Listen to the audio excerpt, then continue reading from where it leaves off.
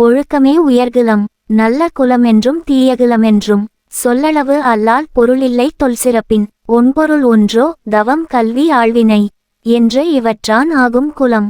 நாலடியார். உலக சமயத்தவர்கள் மனிதனின் பலவீனத்தை பயன்படுத்தித் தத்தம் சமயத்தினரின் எண்ணிக்கையினை பெருக்கி வருகின்றனர். ஆனால் அருட்நெறி ஆன்றோர்கள் மனிதனின் பலத்தை எடுத்துக்காட்டி ஆன்மீகத்திலும் தற்சார்பு சுதந்திரத்திற்கு வழிவகுத்துள்ளனர். ஒருவன் உயர்வதும் தாழ்வுறுவதும் அவனது செயல்களினால் விளைவதாகும் என்றனர். ஐஞ்சிறுங்காப்பியத்தில் ஒன்றான நீலகேசி காப்பியத்தில் இக்கருத்து வலியுறுத்தப்படுகிறது. ஒருவனது பிறப்பு அவனது உயர்வுக்கு காரணம் இல்லை. இக்காப்பியத்தில் நீலகேசியினைச் சூத்திரி என்று பழித்த வேத அறிஞனுக்கு வேத இலக்கியத்திலிருந்தே அவள் உதாரணங்கள் காட்டி மறுக்கிறாள்.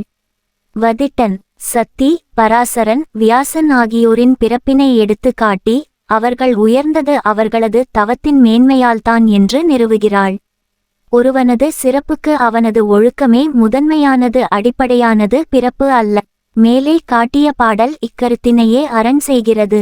நல்லகுலம் தீயகுலம் என்பது பிறப்பால் அமைவது அல்ல, தவம் கல்வி முயற்சி ஆகியவற்றால் வருவது என காட்டுகிறது. பழமையான சிறப்புடைய செல்வத்தால் இன்றி தவம் கல்வி முயற்சி ஆகியவற்றினால்தான் நல்லகுலம் அமையும். இவற்றினை கருத்திற்கொண்டு குலத்தை அறிவோமாக. கடலில் உள்ள மீன் சத்தம் செய்வதில்லை, தரை மீதுள்ள விலங்குகள் சத்தம் செய்கின்றன, காற்றில் பறக்கும் பறவையோ பாடுகிறது. ஆனால் மனிதனிடம் கடலின் அமைதியும் தரையில் உள்ள சத்தமும் காற்றின் இசையும் இருக்கின்றன. இரவீந்திரநாத தாகூர்.